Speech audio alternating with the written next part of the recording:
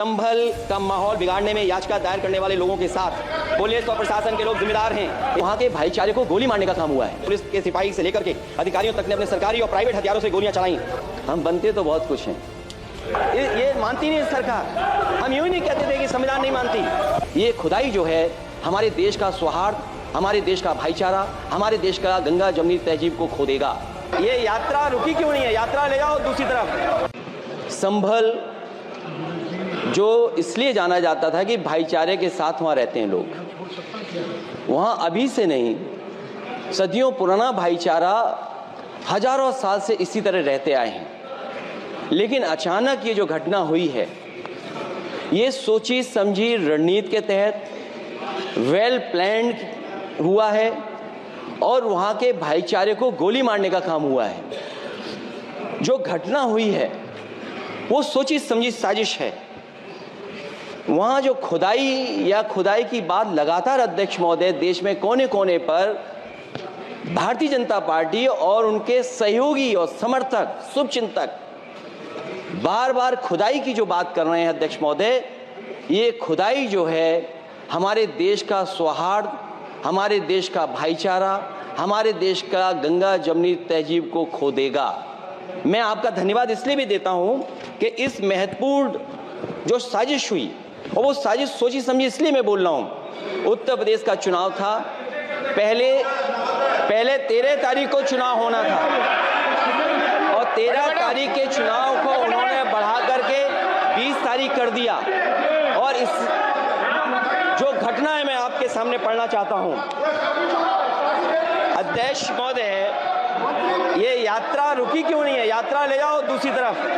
अध्यक्ष महोदय, संभल की शाही जामा मस्जिद के खिलाफ 19/11/2024 को सिविल जज सीनियर डिवीजन चंदौसी संभल में एक याचिका डाली गई। कोर्ट ने दूसरे पक्ष को, अध्यक्ष महोदय सुनिए, ये सुनना चाहिए।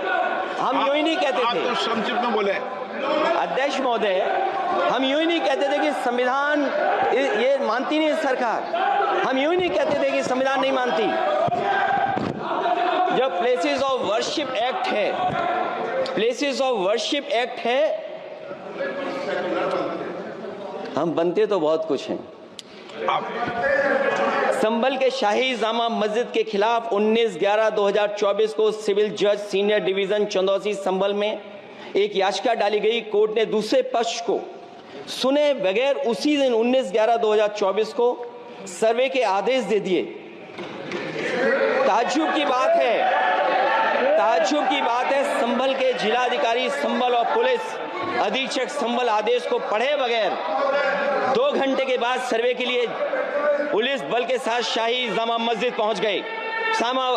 जामा मस्जिद की कमेटी, जनप्रतिनिधि, उलेमा इकराम, सभी अधिवक्ताओं ने सहयोग दिया।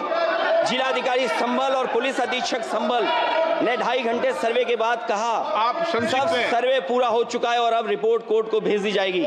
लेकिन दिनांक 22/11/2024 फ्राइडे को जुमे की नमाज के लिए लोग नमाज अदा करने के लिए जामा मस्जिद पहुंचे, लेकिन पुलिस प्रशासन ने बैरिकेड लगा दिया ताकि लोग नमाज न पढ़ सकें। उसके बाद भी लोगों ने संयम बरतते हुए नमाज अदा की और किसी प्रकार का विरोध प्रदर्शन नहीं किया। 29/11/2024 को कोर्ट की अगली तारीख तय थी। शाही जामा मस्जिद की कमेटी और मुस्लिम समाज के सभी लोग कोर्ट में केस की पैरवी के लिए तैयारी कर रहे थे, परंतु दिनांक 23/11/2024 की रात पुलिस प्रशासन द्वारा कहा गया 24/11/2024 यानी अगले दिन सुबह को दोबारा सर्वे किया जाएगा। शाही जामा मस्जिद कमेटी और अधिवक्ता ने कहा कि इस सर्वे तो मुकम्मल हो चुका है, अब दूसरे सर्वे की क्या आवश्यकता है? कोर्ट के आदेश का हमने पालन कर दिया।